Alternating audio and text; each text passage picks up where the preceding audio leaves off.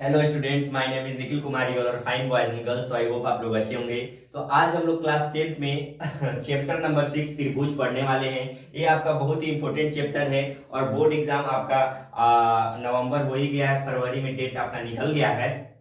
तो मैट्रिक का board exam जल्द ही आपका आ गया है, तो आप लोग जोर शोर से तैयारी कीजिए। इसी वजह से हम इसी को सोचते हुए हम सोचे कि कुछ हेल्प हो जाएगा स्टूडेंट्स लोग को, तो ऑनलाइन हम फिर से स्टार्ट किए हैं और आपको त्रिभुज से स्टार्ट कर रहे हैं। और जो त्रिकोणमिति है, निर्देशांक ज्यामिति है, कुछ कुछ चैप्टर का हमारे जो चैनल है यंग माइंड्स कोचिंग सेंटर, उस पे वीडियो डला हुआ है। तो आपको अगर दिक्कत हो रही है किसी किसी चैप्टर में, तो आप लोग जाके वहां से हेल्प ले सकते हैं। वैसे हम लोग आज से स्टार्ट कर रहे हैं त्रिभुज। क्या स्टार्ट कर रहे हैं? त्रिभुज। तो आइए हम लोग समझते हैं त्रिभुज होता क्या है। इसमें आपको प्रमेय है, थेल्स प्रमेय है, थेल्स प्रमेय का विलोम है, पाइथागोरस प्रमेय है और पाइथागोरस का विलोम है। ये सब आपके 5 से 6 नंबर मतलब 5 नंबर में दीर्घोत्तरीय प्रश्न में आपके बोर्ड एग्जाम में पूछे जाते हैं। तो आइए हम लोग सबको विस्तार से धीरे धीरे समझेंगे और आप लोग कॉपी पेन लेकर बैठ जाइए और समझते रहिए। तो पहले हम लोग जानेंगे त्रिभुज होता क्या है। त्रिभुज तो आप लोग बचपन से पढ़ रहे होंगे, क्लास 7, क्लास 8, क्लास 9 में भी बहुत पढ़ना था त्रिभुज। तो त्रिभुज तीन भुजा तथा तीन कोण से घिरे हुए क्षेत्र को क्या कहते हैं? त्रिभुज कहते हैं। त्रिभुज का क्षेत्रफल सभी को पता होगा, क्या होता है? 1/2 गुने आधार गुने ऊंचाई, ये सभी को पता है। तो हम लोग मेनली इसमें जानेंगे क्या? मेनली हम लोग दो बात जानेंगे। क्या जानेंगे? मेनली हम लोग दो बात जानेंगे। एक जानेंगे सर्वांग सम और दूसरा जानेंगे समरूप। क्या जानेंगे? समरूप। ये दो बात अगर आपको समझ में आ गया तो समझिए आपका त्रिभुज का चैप्टर खलास हो गया। तो आइए हम लोग समझते हैं। देखिए, सर्वांगसम आपको क्लास 9 में पढ़ना ही था। सर्वांगसम का कंडीशन होता है एंगल सर्वांग समता, साइड सर्वांग समता, साइड एंगल सर्वांग समता, एंगल सर्वांग समता। ये 4 प्रकार के सर्वांग समता का कंडीशन होता है। मतलब इसका मतलब आपको समझिए, अगर तीन कोण त्रिभुज में, देखिए मान लीजिए दो त्रिभुज बना लेते हैं हम, दो त्रिभुज यहां बना लेते हैं, एक त्रिभुज यहां बना लेते हैं। मान लीजिए कि इसका ए एंगल, ये एंगल, ये एंगल, ये एंगल, ये एंगल, तीनों एंगल, ये एंगल इस एंगल के बराबर, यानी नाम देते हैं A B C A P Q R, यानी ए एंगल पी के बराबर, एंगल बी एंगल क्यू के बराबर, एंगल सी एंगल आर के बराबर। तो इसी को कहते हैं हम लोग कोण कोण समरूपता, सर्वांग समता। क्या कहते हैं? एंगल सर्वांग समता। अगर तीन भुजा, यानी ये भुजा ए भुजा के बराबर, ए बी भुजा पी क्यू भुजा के बराबर, बी सी भुजा क्यू आर भुजा के बराबर, ए सी भुजा पी आर भुजा के बराबर है, तो इसको कहते हैं हम लोग भुजा सर्वांग समता, यानी साइड सर्वांग समता। तो ये आपको क्लास 9 में ही सिद्ध करना था, लेकिन आप लोग अगर नहीं पढ़े हैं तो घबराने की बात नहीं है, यहाँ भी आपको समझाने वाले हैं। प्रमेय को सिद्ध करेंगे, कौन कौन सर्वांग समता भी सिद्ध करेंगे और आपको बेसिक से एकदम एडवांस तक ले जाएंगे। ठीक है, तो आप लोग वीडियो के लास्ट तक बने रहिए और समझते रहिए। तो देखिए, साइड एंगल से अगर दो भुजा आपका बराबर है और एक कोण बराबर है, तो हम लोग कह सकते हैं कि दो त्रिभुज आपस में सर्वांग सम है। ठीक है, और ये आप लोग जानते होंगे कि जब त्रिभुज का दो एंगल आपस में बराबर है तो तीसरा एंगल बराबर होता ही है। क्या होता है? होता ही है। जैसे देख लीजिए, मान लीजिए एक त्रिभुज है और एक त्रिभुज है। ठीक है, इसका एंगल ए है और इसका एंगल इसके बराबर है, इसका एंगल इसके एंगल के बराबर है, तो तीसरा आपको कहने की जरूरी नहीं है कि बराबर है, ऑटोमेटिक बराबर होता ही है। आपको समझ में आ रहा होगा। तो देखिए, सर्वांगसम का मतलब, कहने का मतलब क्या है मेरा, कि देखिए मान लीजिए कि एक वृत्त है, ये है, और एक ही वृत्त है, मतलब सेम साइज, मतलब साइज सेम, आकार सेम, तो उसको कहते हैं सर्वांगसम। क्या कहते हैं? सर्वांग। साइज आपका क्या होना चाहिए? सेम होना चाहिए। आकार क्या होना चाहिए? सेम होना चाहिए। उसका जो जितना क्षेत्र घेरता है, मतलब एक फॉर एग्जांपल आपको बताते हैं। जैसे मान लीजिए कि आप ही के जैसा कोई लड़का है, मतलब सेम टू सेम आप ही के जैसा, एक ही क्लास में आप लोग दोनों पढ़ते हैं, तो उन दोनों को कह सकते हैं, आपको और उनको कह सकते हैं सर्वांग सम है। मुंह नाक भी सेम होना चाहिए और क्लास भी सेम है, सभी तरह से सेम, तो सर्वांग सम। ठीक है, अब इसमें हम लोग समझते हैं समरूप होता क्या है। समरूप कहने का मतलब है कि इसमें आकार से कोई लेना देना नहीं। ठीक है, बस उसका जो मुंह नाक है, मतलब देखिए ये त्रिभुज है, त्रिभुज है मान लीजिए कि, देखिए आपको बता देते हैं बढ़िया से समझिए। देखिए मान लीजिए कि एक वृत्त इतना ले लेते हैं और एक वृत्त इतना बड़ा ले लेते हैं, तो इसका रेडियस कुछ और होगा, डिफरेंट टाइप रेडियस होगा, यानी इसका त्रिज्या अलग अलग होगा, इसका त्रिज्या ज्यादा होगा, इसका त्रिज्या कम होगा। ठीक है, इससे लेना देना हमको है नहीं, बस दोनों वृत्त है, कह सकते हैं समरूप है। क्या कह सकते हैं, समरूप है। दोनों वृत्त है, उसी प्रकार त्रिभुज एक ले लेते हैं इतना सा और एक इतना बड़ा त्रिभुज ले लेते हैं, तो दोनों का क्षेत्रफल तो अलग अलग होगा, इसका मान कुछ और, इसका मान कुछ और, इसका बड़ा भुजा इसका छोटा भुजा, लेकिन है दोनों क्या है, दोनों त्रिभुज। तो इसको कह सकते हैं दो त्रिभुज आपस में समरूप होते हैं, दो वृत्त आपस में समरूप होते हैं।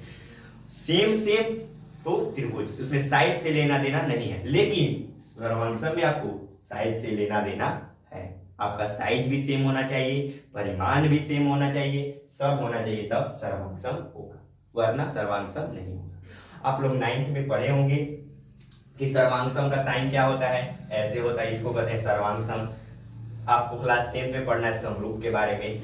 तो इसी से रिलेटेड जो हमारे क्लास 10th में प्रसिद्ध गणितज्ञ हैं जिनका नाम है थेल्स, क्या नाम है, थेल्स। तो हम लोग थेल्स का प्रमेय पढ़ेंगे, बहुत ही इंपॉर्टेंट है, आपके एग्जाम में बार बार क्वेश्चन ये आ जाता है। तो आइए हम लोग प्रूव करते हैं थेल्स का प्रमेय होता क्या है। तो देख लीजिए और आप लोग नोट करते चलिए साथ साथ।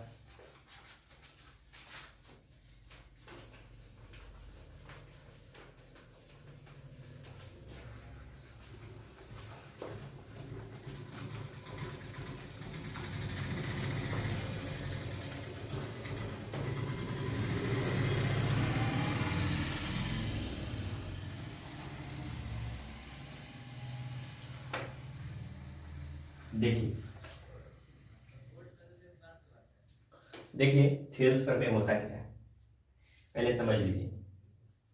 देखिए एक त्रिभुज बना लेते हैं, हम लोग पढ़ेंगे थेल्स प्रमेय।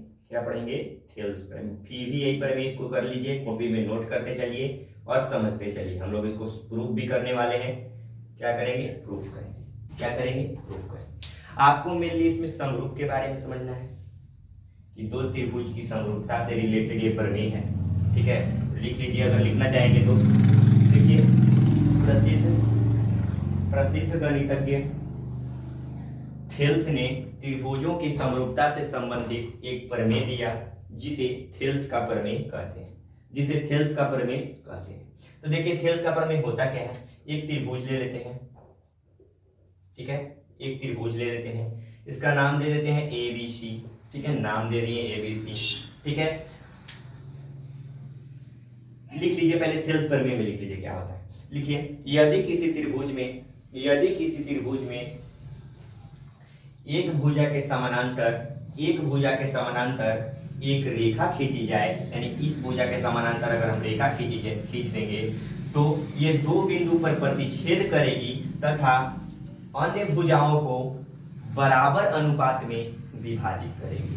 अन्य भुजाओं को बराबर अनुपात में विभाजित करेगी, यानी इसका नाम अगर दे देंगे हम लोग D और E दे देते हैं, तो ये जो है भुजा AD और DB क्या होगा, AD बाई में DB is equal to AE और बाई में EC, यानी दोनों का जो अनुपात होगा, रेशियो होगा, समान होगा। क्या होगा, समान। तो यही है थेल्स का प्रमेय। तो ये इसको हम लोग प्रमाणित करेंगे, प्रूव करेंगे, ये समझिए। तो देखिए इसमें मान ली यही है आपका थेल्स प्रमेय, इसी को हम लोग सिद्ध करेंगे। तो इसको आप लोग नोट कर लीजिए, लैंग्वेज में आपको लिखवा दिए, लिख लिए होंगे, तो इसको आप लोग फिगर बनाइए और हम लोग समझते हैं, थेल्स प्रमेय सिद्ध करते हैं। चलिए देखिए आगे हम लोग थेल्स प्रमेय सिद्ध करते हैं। देखिए यहाँ हम कर लिए हैं, त्रिभुज बना लिए हैं, तो यहाँ लिख लेते हैं। पहले दिया है, दिया है ABC एक त्रिभुज है, ABC एक त्रिभुज है। क्या है, त्रिभुज है।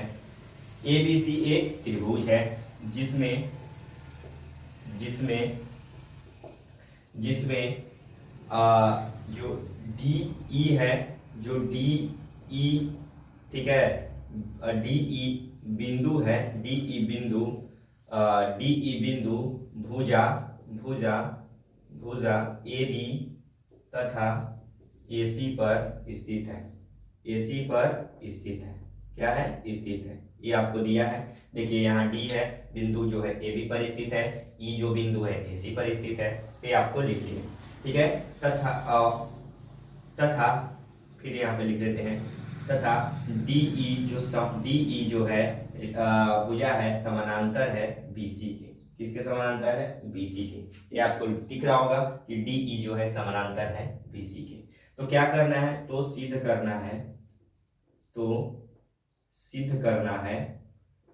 करना है, AD बाई में DB is equal to AE by में EC। यही हमको क्या करना है, सिद्ध करना है, ठीक है। क्या करना है, सिद्ध करना है। तो आप लोग इतना अपने कॉपी में नोट करिए और समझिए, ठीक है। जो इसमें दिया है बस उसी को हम लिख दिए हैं, ठीक है। थेल्स पर में लैंग्वेज में आपको लिखवा भी दिए हैं। बस इसमें दिया है कि ABC एक त्रिभुज है, DE बिंदु जो है AB भुजा AB और AC पर स्थित है, ठीक है। DE समानांतर है BC के, ठीक है। तो सिद्ध करना है AD बाई DB और AE बाई EC। यही आपको सिद्ध करना है। इसको जल्दी से अपने कॉपी में नोट करिए।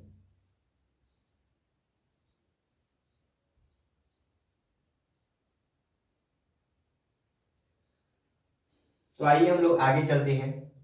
तो अब हम लोग आगे चलते हैं, इसमें कुछ हम लोग रचना करेंगे। क्या करेंगे, रचना करेंगे, ठीक है।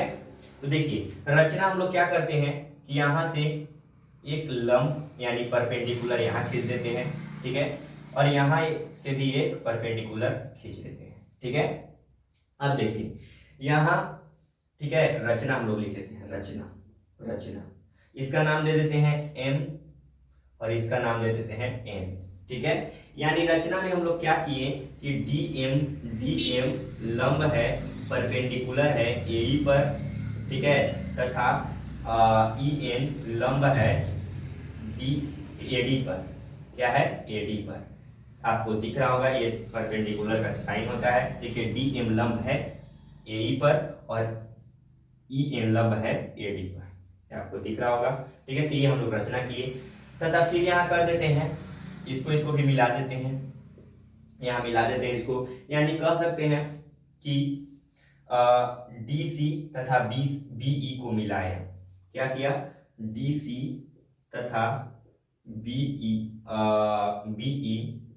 को मिलाया। क्या किया, मिलाया।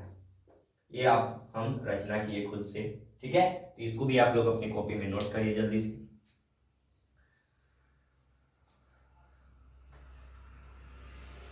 अब देखिए हम लोग आगे चलते हैं और समझते हैं।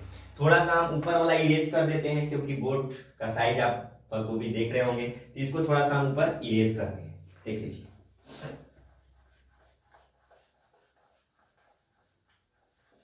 आप लोग कॉपी में नोट करते चलिए। बहुत इंपॉर्टेंट प्रमेय है, आपके बोर्ड एग्जाम में आता है। इससे रिलेटेड क्वेश्चन, बहुत सारे ऑब्जेक्टिव सब्जेक्टिव क्वेश्चन आपको मिलेंगे। देख लीजिए,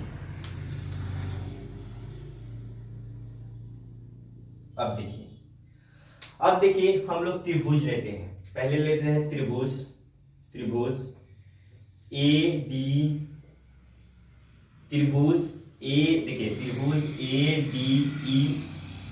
में, ठीक है, त्रिभुज ADE में क्या करते हैं, चलते हैं।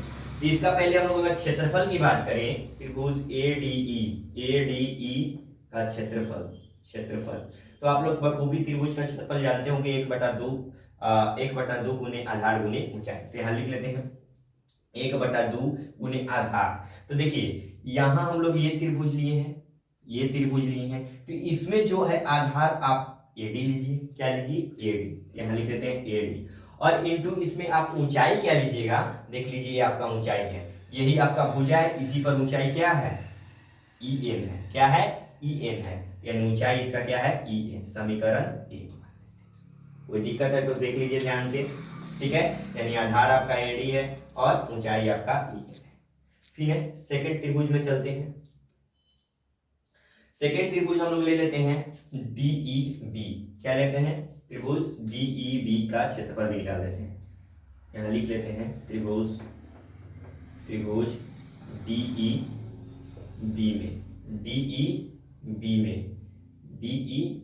में तो यहाँ लिख लेते हैं त्रिभुज DEB का क्षेत्रफल। क्या? क्षेत्रफल। तो यहाँ 1/2 गुने आधार इसमें क्या है? तो DB है आधार, DEB लिए हैं तो इसमें ले लेते हैं DBE, थोड़ा सा मिस्टेक हो गया यहाँ पे, DBE कर देते हैं। तो इसमें आधार आपका DB है, क्या है? DB है। और ऊंचाई क्या लेते हैं? देख लीजिए, ऊंचाई तो यहाँ से देखिए ऐसे आएंगे, यहाँ पे ऊंचाई क्या है? E है। क्या है? ऊंचाई E है।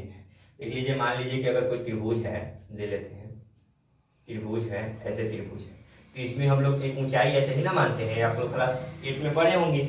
तो ऊंचाई इसको यहाँ से इंक्लूड करेंगे और ये वाला ऊंचाई इंक्लूड करते हैं। आप लोग क्लास 8 में पढ़े हैं तो इसमें आपको दिक्कत नहीं होना चाहिए। देख लीजिए, यहाँ पे लिख लेते हैं EN। क्या लिख लेते हैं? EN, DBE, और यहाँ पे इस पे ऊंचाई EN ले लेते हैं। तो इसको समीकरण इक्वेशन सेकंड मान लेते हैं। इसको आप लोग कॉपी में जल्दी से नोट कीजिए।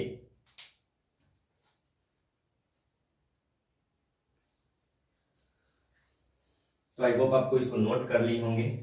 तो अब हम लोग आगे बढ़ते हैं।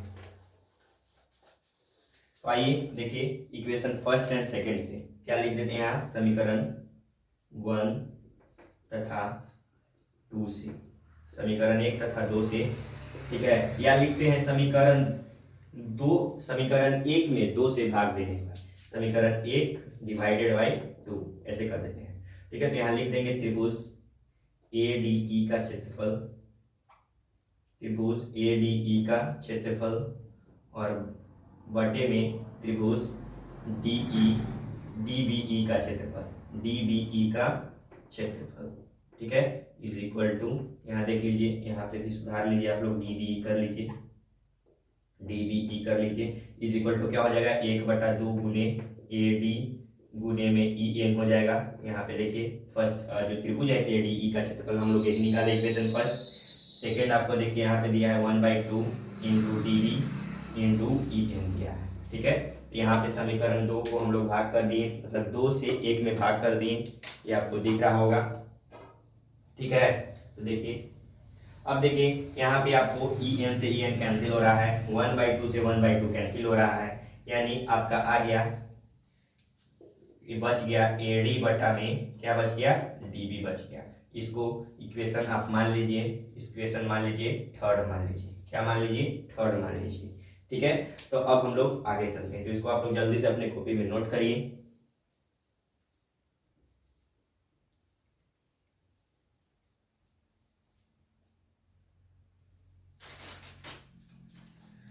तो अब हम लोग आगे चलते हैं, इसको आप लोग नोट कर लिए होंगे।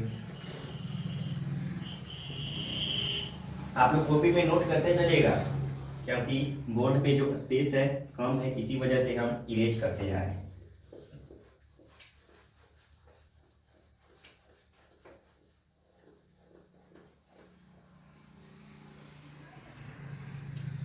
अब देखिए, अब हम लोग चले थे ADE में, शुरू फर्स्ट में चले थे, तो अब हम लोग फिर से चलते हैं, यहाँ कुछ था नहीं था, ठीक है। अब देखिए, अब हम लोग चलते हैं त्रिभुज ADE में, फिर से चलते हैं AED में। अब चलते हैं, क्या चलते हैं? AED में। यहाँ लिख लेते हैं त्रिभुज AED में, तो इसका भी लिखते हैं त्रिभुज AED का क्षेत्रफल। इसका भी क्षेत्रफल क्या हो जाएगा? 1/2 इंटू आधार आपका क्या हो जाएगा? AE हो जाएगा, और इंटू ऊंचाई क्या हो जाएगा? DM हो जाएगा। क्या हो जाएगा? DM। इसको इक्वेशन फोर्थ मान लेते हैं, 3 आपका बन चुका है ऑलरेडी, तो इसको मान लेते हैं फोर्थ मान लेते हैं। देखिए AE आधार है और इस पे लंब क्या है? DM लंब है। क्या है? DM लंब है। तो आगे चलिए, पुनः फिर त्रिभुज में चलते हैं हम लोग। तीन त्रिभुज ले लेते हैं, ये ले लिए, तो अभी त्रिभुज ले लेते हैं, इसको ले लेते हैं ECD में। क्या ले लेते हैं? ECD में, त्रिभुज ECD में, ठीक है। तो यहाँ लिख लेते हैं त्रिभुज ECD का क्षेत्रफल, त्रिभुज ECD का क्षेत्रफल। तो क्या हो जाएगा? 1/2 गुने आधार आपका क्या हो जाएगा? EC हो जाएगा, और इनटू में क्या हो जाएगा, ऊंचाई आपका तो डीएम ही रहेगा। ठीक है, इसको इक्वेशन मान लीजिए 5 मान लीजिए।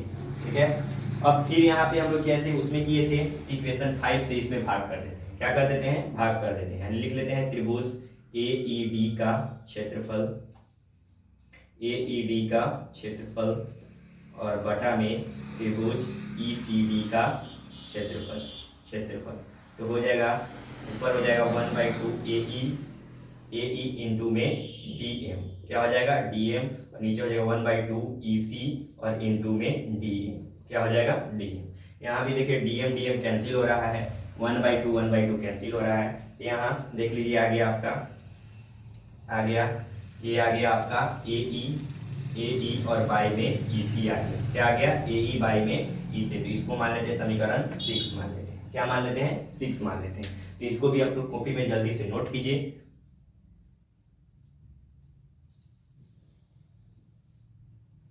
या स्क्रीनशॉट लीजिए। ठीक है, चलिए अब हम लोग आगे चलते हैं। तो आपका समीकरण 6 बन गया। ठीक है, अब देखिए हम लोग आगे चलते हैं, इसमें समझते हैं थेल्स पर कैसे आएगा। देखिए अब हम लोग यहाँ लिखेंगे कि समीकरण 3 तथा 6 को मिलाने पर, समीकरण 3 तथा 6 को मिलाने पर, क्या करने पर, मिलाने पर। तो समीकरण 3 आपका देखिए यहाँ पे है, इसको हम इसीलिए इरेज नहीं किए थे, आप लोग कॉपी में नोट किए होंगे तो आपको बखूबी लग रहा होगा। ठीक है, तो देखिए समीकरण 3 है 6 है, तो इसको मिला देंगे तो हमारा जो अनुपात होगा बराबर आ जाएगा, यानी कर देंगे AD बटा में DB और इज इक्वल टू हो जाएगा AE बटा में EC, क्या हो जाएगा AE बटा में EC, यानी देखिए AD बटा DB, सॉरी DB यहाँ पे लिखना था, DM लिख दिए, DB AE बटा में DB is equal to AE बटा में EC। तो आपका यही है थेल्स प्रमेय, क्या हो गया, सिद्ध हो गया, क्या हो गया, सिद्ध हुआ। तो बहुत ही इजी प्रमेय है, तो आप लोग इसको पढ़ते नहीं है ढंग से या समझते नहीं है तो आपको लगता है बहुत ही कठिन है, तो इसको आप लोग जल्दी से नोट करिए, तो फिर हम लोग आगे इसमें कुछ पॉइंट्स और अभी जानेंगे। ठीक है, तो जल्दी से नोट करिए। तो आई होप आप लोग इसको नोट किए होंगे। ठीक है, या स्क्रीनशॉट ले लीजिए, फिर आप लोग बाद में नोट भी कर सकते हैं। ठीक है, आपको अगर टाइम नहीं मिल रहा है तो। ठीक है, क्योंकि अगर ज्यादा हम आपको टाइम देंगे लिखने के लिए तो वीडियो काफी बड़ा हो जाएगा। तो देख लीजिए, आगे चलिए। ठीक है, तो आपका थेल्स प्रमेय प्रूफ हो गया। ठीक है, इसको आप लोग बार बार प्रैक्टिस कीजिए, कॉपी पर प्रैक्टिस कीजिए और समझिए। अब देखिए इससे कुछ और हम लोग निकालेंगे। इससे देखिए हम लोग यहाँ पे AD लिए हैं और DB लिए हैं, तो इसको हम लोग पलट के भी लिख सकते हैं, DB बाई में AD भी कर सकते हैं। ठीक है, और इसको भी पलट सकते हैं, EC बाई में AE कर सकते हैं, यानी ये भी आप करिएगा तो ये भी थेल्स ही प्रमेय है। ठीक है, इसमें कर सकते हैं, पहले ये भुजा लीजिए, पहले ये भुजा लीजिए, दोनों इक्वल है, पहले यहाँ ये भुजा लीजिए चाहे ये भुजा लीजिए। ठीक है, इसको आप लोग पलट भी सकते हैं, या फिर आप एक लीजिए और एक पूरा लीजिए, क्या लीजिए AD लीजिए और एक पूरा नीचे AB ले लीजिए, क्या लीजिए AB लीजिए।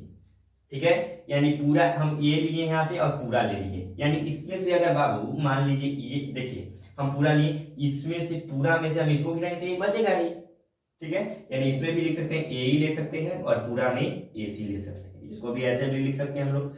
यानी आपको थेल्स प्रमेय से इतने सारी परिमाण मिल गए, यानी थेल्स प्रमेय यही बताता है आपको क्लास 10th में कि अगर दो त्रिभुज समरूप होते हैं तो उनका जो संगत भुजा होता है एक ही अनुपात में विभाजित करता है और ये पैरेलल होता है।